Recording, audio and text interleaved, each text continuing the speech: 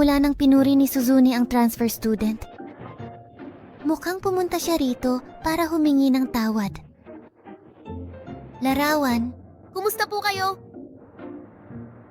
Inisip ko kung maayos ka lang ba?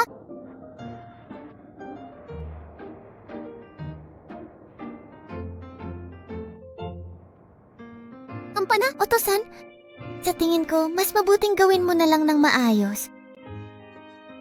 Alam ko yan.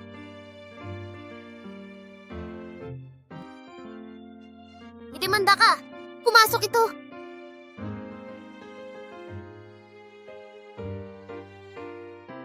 Pasensya na mga tao.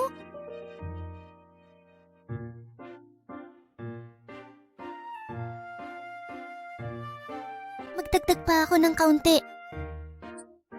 Hindi kailanman alam ni Suzume kung paano kontrolin ang kanyang lakas.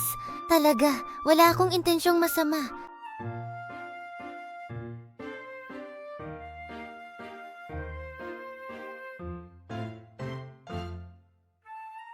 Oo, tama yan.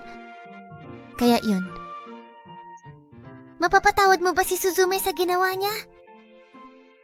Patawarin mo ako? Ibigay mo sa akin. Sige, mabuti naman talaga. Kita mo, kung sinabi ko sana ng maayos, ayos lang sana.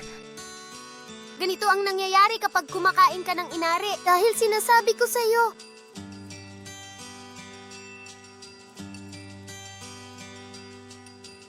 Hindi totoo yan. Hindi ko alam na may ganong chismis pala. Ayos lang, alam ko naman ang tungkol sa chismis. Kasi hindi ako naniniwala.